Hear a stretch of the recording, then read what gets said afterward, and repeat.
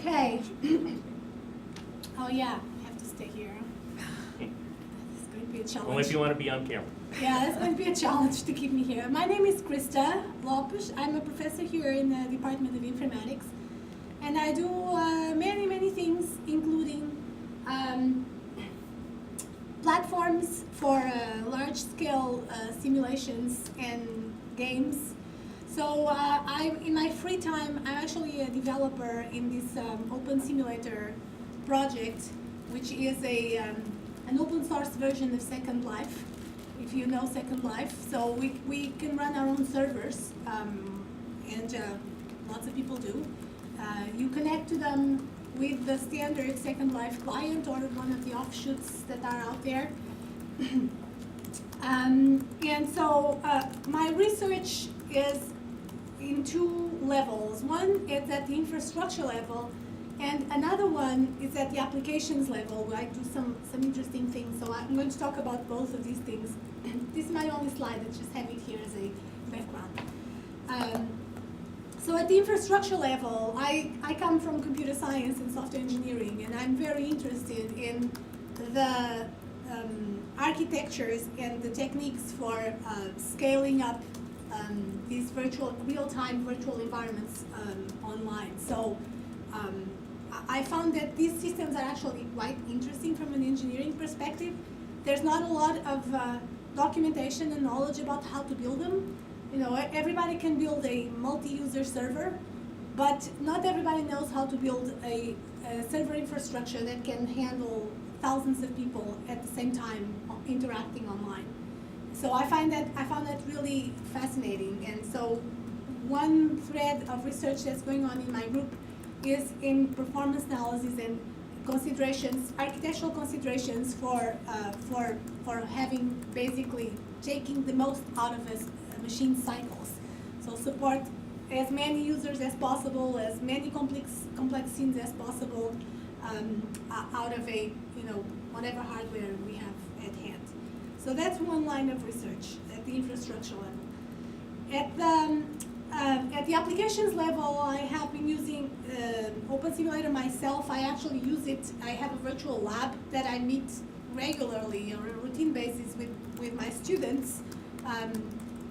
And I occasionally take random people, arbitrary groups of people in for meetings. So I recently had I'm part of the ACM SIG Plan Executive Committee meeting, which are, as stuck-up people as you can imagine. This is programming languages people. And I actually was able to bring them in we had the last executive committee meeting on my virtual lab, because we didn't want to go all the way to India where POP was taking place. So we had a really productive meeting for 3 hours over there. I occasionally bring these people also to these virtual environments. There's another thread of at the applications level that I do with a company in Sweden, and this is where these pictures are from. So as you probably know, the Nordic countries are very strong on virtual reality and modeling and simulation. They're probably ahead of everybody else. So there's a strong interest in there of having virtual models of cities for helping urban redesign. And so this company is so far a small consulting company that has been working with specific cities in Sweden and doing virtual models of the cities. And so these are pictures that you see here. This is a virtual model that we built in Uppsala in Sweden, and a very large part of Uppsala. This is about 3 kilometers up and 1.5 kilometers on the horizontal side. One thing that they are doing in Uppsala is to reconsider their public transportation system. And so they're evaluating many options, one of them being trams that seem to be very popular now in Sweden. Another one being something a little bit more radical, which you see here, which is the personal rapid transit. It's the idea of pod cars, so little pods that are public transport. They're not individually owned, but they run on these rails, and they go to several stations. So several people have done studies that show that this kind of network is actually more effective in terms of throughput than buses or larger cars. So those are the kinds of studies. And one interesting thing that this company is sort of working on is the idea that to change the perspectives of the public about new ideas for transportation, for example, it's as much an argument of efficiency as it is an argument of appealing to their hearts and kind of their visual models of how things are going to look like, and also kind of addressing their anxieties about change. So having models that are very realistic, although not necessarily exactly high fidelity of reality, but that are sufficiently realistic for people to start imagining, oh, okay, so in my house I could see the rail over there and it's not so bad. That might actually help people change the perspective about new ideas in transportation. So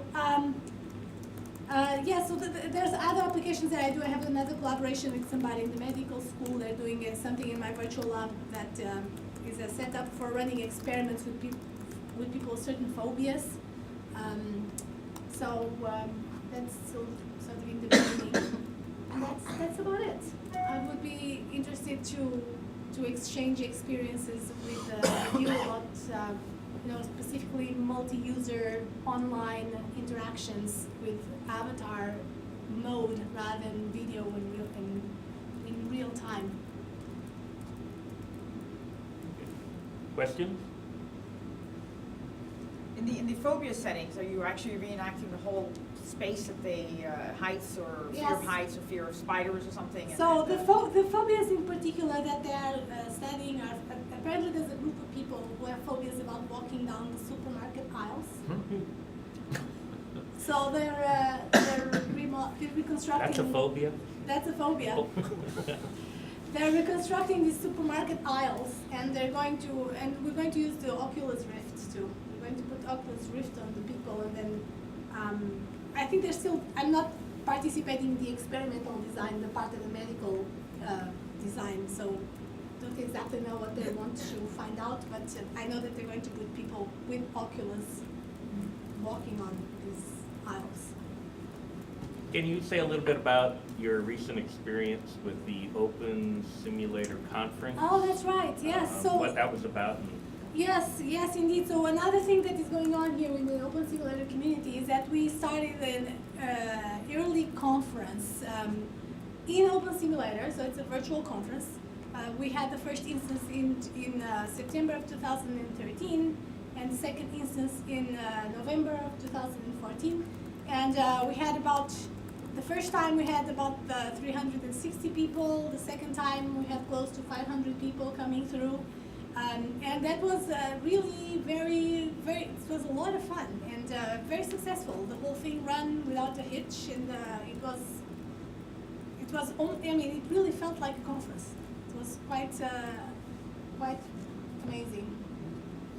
Okay. And and how many avatars were like concurrently in the world? And the peak concurrency this year was about 170 people on one of the keynotes by Philip Rosedale. Philip Rosedale is the former CEO of Lindenmark. He appeared both in OpenSim and in his new platform called High Fidelity. So it was a simultaneous 2 different platforms going on at the same time. We also had one of the scientists at Oculus Rift give a presentation there. Have you looked at how the animations influence interactions? Is that how important that is? So that's not my expertise, but I can tell you from an infrastructure perspective that all of those events actually serve to load the server quite significantly. So the more interaction you have, and the more it is distributed by the people who are around, the more server load you generate. So there's there are interesting things to do at the server infrastructure level to kind of balance the performance of the server with the kind of user experience that you want to provide. And in fact, it's relatively easy to kind of optimize things at the server side by cutting down the interaction, for example. So measuring performance on these environments, I find it's actually quite challenging, because if we reduce things to measuring performance like the way that computer scientists are used to measure performance, which is just look at the infrastructure layer, right? You actually are probably looking at the wrong thing, because you have to account for the kinds of experiences and the kinds of interactions that you want to provide. So there's a trade-off. You can optimize a lot, but then you lose the interactions, and there's no point in doing that. So those are actually very, very interesting issues in terms of measuring performance of these systems, because you cannot take away the people and the kinds of interactions that you want to provide from the equation. Okay, thank you, Crista. All right.